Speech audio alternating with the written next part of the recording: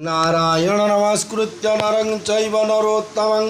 देवीं सरस्वतीं व्यासं ततो जयमुदीरयेत् मूकं करोति वाचालं पङ्गुं लङ्घयते गिरिं यत्कृपातमहं वन्दे परमानन्दमाधवं निगमं कल्पतरुगलितं फलं सुखमुखादमृतद्रवसंयुतं पिबत भागवतं रसमालो मुरहो रसिका भुवि भावुकाः जगदानंद कंदाय प्रणंतार्ति हराय च लीलाचल निवासाय जगन्नाथाय ते नमः। मोर प्रिय भाई और भौणी माने अति बड़ी जगन्नाथ दास द्वारा रचित श्रीमद्भागवत महापुराण दशम स्कंद द्वारका लीला रे 55 अर्थात 52 अध्याय चरित्र श्रवण कर कृष्ण कुबुजा मन तोषी पुणी अक्रूर को आश्वासी ताकू पेशिले हस्तिना 52 अध्याय वर्णना कहती व्यासंग नंदन गोविंद पादे देई मन श्री शुकोवाच एबे हो सुनन रनाथ भकत वत्सल अनंत मथुरा दंडे गंध घेनी कुबुजा नामे दे कामिनी कृष्ण को मागी थिला बर भोनाथ जीवु मोरपुर कार भाव हृदय लही करुणा सिंधु भावग्राही उद्धव संगे ऋषिकेश कुबुजा भुवने प्रवेश गोविंद आगमन आसे गृह मंडाई मन त्वसे सुंदर गृह उपस्कर कियवा देवा पटांतर सुगंध धूप दीप वास मूल्य रत्नमणि त्रास गंध चंदन परिमल पवन बहई शीतल काम उपाय संदीपन देखि मोहित हुए मन मुकुता प्रवाल खंजणी उपरे चंद्रात बटाणी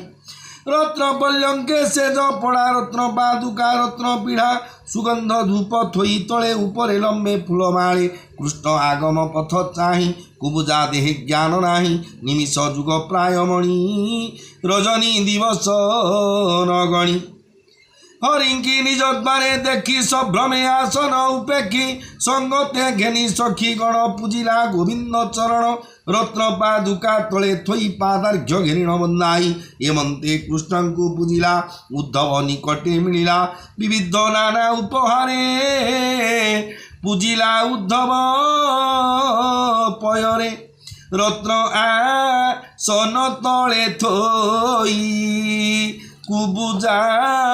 गला भोळई उद्धव हरस बदन चरणे चालिलासन एकांते भूमि रे बसिला कृष्ण चरणे मन देला कुबुजा गृह मध्य जाई कृष्ण को पल्यंगे बसाई ताहार भावे बस हरि रत्न पल्यंगे विजय करी अशेष ब्रह्मांड ठाकुर कपटे मनुष्य व्यवहार कुबुजा कुंकुम लेपिण तक्षणे सारिला स्नान झीन बसन रत्न सार घेनिन नाना अलंकार हृदय चंदन कंठे हार तांबुळे सुरंग अधर सुधासन पान कला सुधासव पान कला गोविंद निकटे मिलिला हास बदने काम गति कटाक्षे महिला श्रीपति कुबुजा ताई बनमाली डाकंती निज भुज तोड़ी नव संगमे लाज पाई कुबुजा न पारई जाई संकोचे गमन सधीरे रत्न कंकण मेनी करे गोविंद भुजे भुज देई पल्यंगे बसाइले नहीं कुबुजा घेनी कृष्ण कोळे कुबुजा घेनी कृष्ण कोळे गंध लेपिला पुण्य बळे रमिले ब्रह्म कमलांक बर अशेष ब्रह्मांड ठाकुर कुबुजा काम भळे करी कृष्ण चरण करे धरी चक्षु हृदय कुचे धरे आघ्राण कला नासाद्वारे जेते कलुष देहे थिला गोविंद चरणे मालिला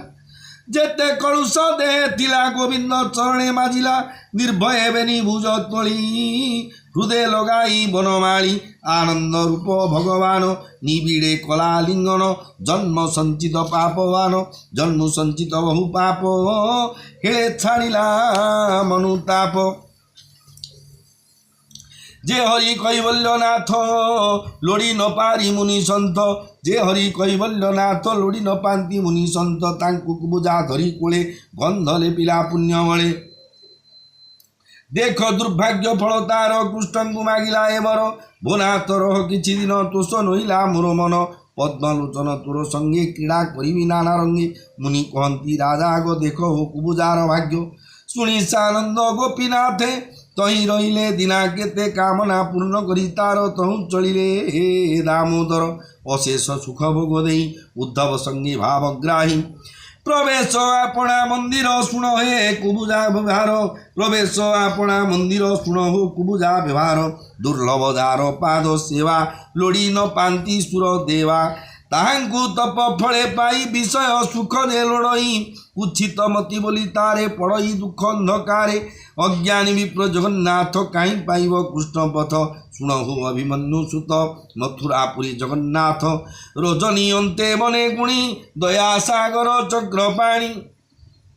कल्पित कार्य उपदेशे पांडुनंदन उद्देश्य अक्रूर प्रिय मने गुणी राम उद्धव संगे घेनी मिलिले अक्रूर मंदिर राजन शुण ज्ञान सार निकटे देखी बंधुजन अक्रूर हरस बदन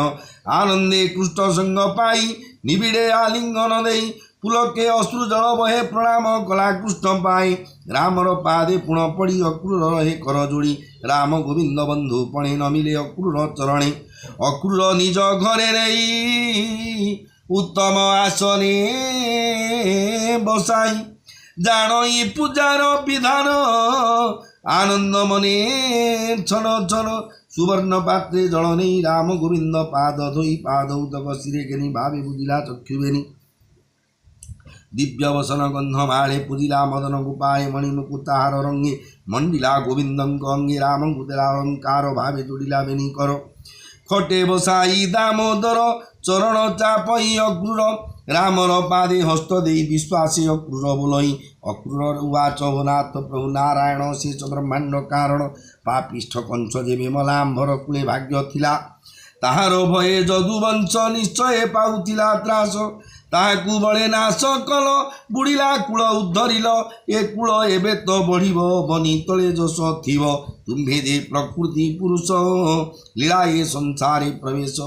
जगत नाना रूप होई तुम शरीर प्रकाशई एणु जगतमय नामा किय बा करिबा उपमा कार्य कारण विचारणे तो बिनु नाही अन्य जणे तुम्भे ए संसार अभियाई जीव परम रूप होई आत्मार तेज बले तुम्भे प्रवेश क्रीड़ानुबंधे नाना प्रकार रूप होई ए कथा निगम जानई सचराचर भूत जोनि शब्द आदि गुण घेनी बहु प्रकारे प्रकाशन्ति तुम्भ महिमा न जानन्ति ये मंत्र प्रकाश तुम्भर केवल आत्मा ज्ञान सार प्रपंचे नाना रूप धरू ए माया संसारे बिहरू तू पुणी तोहर आयत माया रे भ्रमाऊ जगत सृष्टि पालन संहारण रज सात्विकतम गुण एणे जे तोर बंध नाही जेणु एहार हेतु तुही उपाधि शून्य रूप जार जन्म मरण नाही तार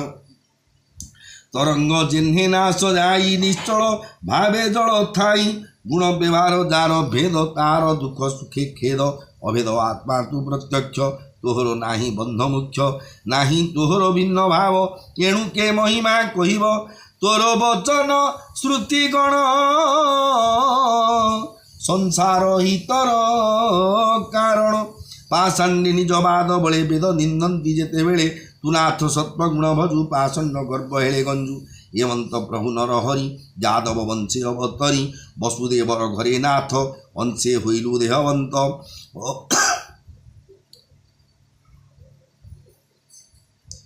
अबनी बारा निवारण अशेष ब्रह्मांड कारण असुर बल करी नाश थोइबु जदुकुल जस एमंत महिमा तोहर विजय कलु मोर घर देवता पितृभूत रूप तु नाथ सकल स्वरूप तुझही होई भू प्रवेश से धन्य पुण्य गृहवास तोहर चरण उदक पवित्र करे तीन लोक केउ पंडित तो शरण छाड़ी भजिब आन जन भगत प्रिय बंधु तु ही सत्य वचन तोर तही तू जीव आत्मा तत्व जाणु शुभ अशुभ परिमाणु भक्ति अनुरूपे फल देउ तू करुणा बत्सल भावे आत्मा को देउ तु ही बुद्धि विकार तोर नाही आम्भे सकल हत ज्ञान केवल भाग्ये जनार्दन आम्भे सकल हत ज्ञान केवल भाग्ये जनार्दन तोते पाइलु पुण्य फले ଚିହ୍ନି ନ ପାଇଲୁ ଚର୍ମ ଡୋଳେ ତୋତେ ପାଇଲୁ ପୁଣ୍ୟ ଫଳେ ଚିହ୍ନି ନ ପାରୁ ଚର୍ମ ଡୋଳେ ସକଳ ସୁର ସିଦ୍ଧ ଯତି ଜାଣି ନ ପାରନ୍ତି ତୋ ଗତି ସୁତ କଳତ୍ର ବୃତ୍ତି କ୍ଷେତ୍ର ଏ ରୂପେ ତୋର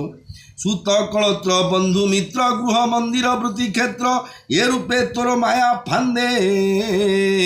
ବନ୍ଧନେ ଅଛୁ ଆମ୍ଭେ ଆଦେ ତୋର ଅଛି ଯେବେ ଦୟା ଭୁନାଥ ଛେଦ ବେଗେହା ଶ୍ରୀ ଶୁକବାଚ ଏ ମନ୍ତ କ୍ରୂରର ବାଣୀ ଶୁଣି ହସନ୍ତି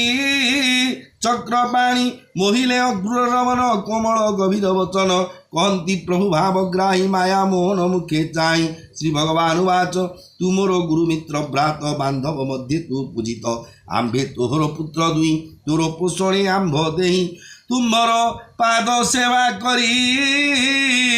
ତେବେ ସେ ଥିବୁ ଦେହ ଧରି ତୋପରି ସାଧୁ ସେବା କରି ତେବେ ସେ ଭବୁ ହୋଇପାରି ଆପଣା ହିତ ସାଧ୍ୟ ମତେ ଦେବତା ହେଲେ ମଧ୍ୟ ଚିନ୍ତେ ଏ ଭାବ ସାଧୁ ଜନେ ନାହିଁ ଅସି ବୋଲନ୍ତି ଭାବଗ୍ରାହୀ ଜଳେ ପୁରୀତ ତୀର୍ଥଗଣ ଦେବତା ମୃତ୍ତିକା ପାଷାଣ ୟାଙ୍କୁ ସେବୁଥିଲେ ନୀତି ଅନେକ କାଳେ ଫଳ ଦିଅନ୍ତି ସାଧୁଙ୍କ ଦର୍ଶନ ମାତ୍ରେ ଦୁରିତ ନର ହୋଇ ଗାତ୍ରେ ତୁ ବନ୍ଧୁ ମଧ୍ୟ ଶ୍ରେଷ୍ଠ ମୋର ମୋର ବଚନ ଏବେ କର ହସ୍ତିନାପୁର ଯାଅ ବେଗେ କହ ଇ କଥା ତୋର ଆଗେ ପାଣ୍ଡୁରାଧାର ପାଞ୍ଚ ସୁତ ପିତା ମରଣେ ଅରକ୍ଷିତ ଅଛନ୍ତି ଧୃତରାଷ୍ଟ୍ରପୁରେ ବନ୍ଦୀ ଦେଶନେ ବନ୍ଦୀ ଘରେ ଅମ୍ବିକା ପୁତ୍ର ଚକ୍ଷୁହୀନ ତାହାର ପୁତ୍ର ଦୁର୍ଯ୍ୟୋଧନ ସତ୍ୟକ ପୁତ୍ର ମଧ୍ୟ ଶ୍ରେଷ୍ଠ ଉଗ୍ର ସ୍ୱଭାବ ମହାଦୁଷ୍ଟ ରାଜା ତାହାର ବଶ ହୋଇ ଅକ୍ଷଣେ ନ ଦେଖେ ପାଞ୍ଚ ଭାଇ ତୁ ଏବେ ଯାଅ ମୋର ବୋଲେ ତାଙ୍କ କୁଶଳ ବୁଝ ବୋଲେ ଭୂତାତ ଯାଅ ବେଗ ହୋଇ କହି ଉଠିଲେ ବେନି ଭାଇ ରାମର ସଙ୍ଗେ ବନମାଳି ନିଜ ଭୁବନେ ଯାଇ ମିଳି ସେ ରାମକୃଷ୍ଣ ପାଦ ଯୁଗେ ଚିତ୍ତ ମୋର ଉଦ୍ୟାନ ଯୋଗେ ବୋଲନ୍ତି ବିପ୍ର ଜଗନ୍ନାଥ ସୁଜନ ହିତେ ଭାଗବତ ଇତି ଶ୍ରୀମଦ ଭାଗବତେ ମହାପୁରାଣେ ପାରପଞ୍ଚଂ ସଂହିତାୟାଂ ଦଶମ ସ୍କନ୍ଧେ ଅକ୍ରୂର ହସ୍ତିନା ପ୍ରେରଣ ନାମ ପୂର୍ବାର୍ଦ୍ଧେ ଦ୍ୱିପଞ୍ଚାଶଦଧ୍ୟାୟ ଭୀମସ୍ୟାପୀରଣ ଭଙ୍ଗମୁନିର ପିମତି ଭ୍ରମଂ